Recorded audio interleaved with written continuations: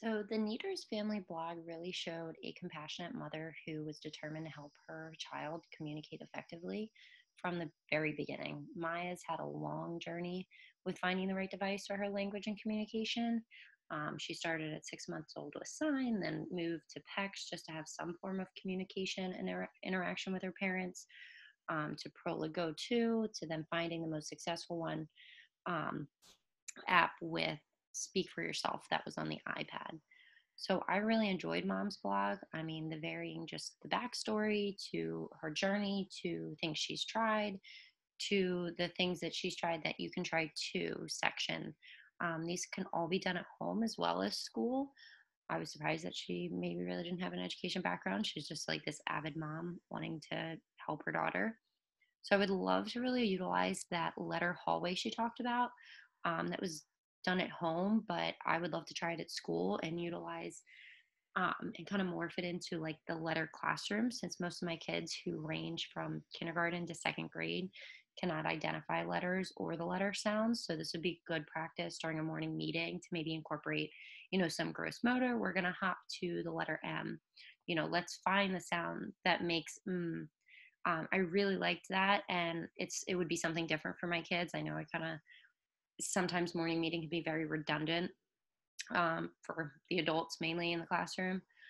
Um, and or this could be during an entrance to the classroom. Like once you've hung up your book bag, we all have to slide to the letter S. I really think that it can incorporate those gross motor skills as well as those early emergent literacy skills.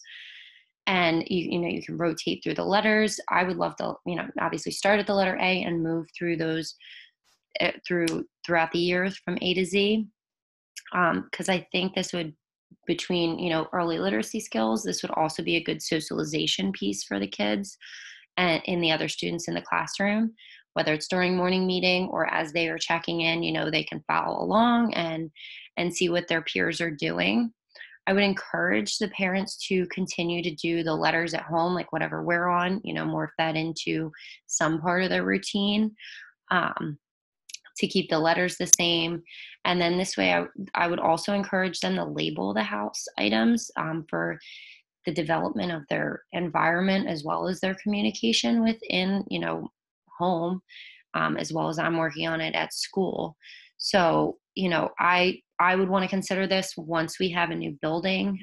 We're in the process of completely renovating, so I don't know what it's going to look like, and I would hate to make materials that maybe won't exist in the new building, but we'll have that for next year. So, I mean, I would also really love to like now kind of morph my monthly meeting letters with the things that she said in those things I've tried that you can try to encourage the parents to do at home, maybe in a little section, like try this at home this month, and let me know how it goes. And I do daily communication sheets so I can see if like, it's successful, if it's not. But I would love to like, you know, in, research some other blogs, see if there are other parents out there kind of doing the same thing and what they're trying to encourage their child with language and communication, and really pushing for those emerging literacy skills. So yeah, right.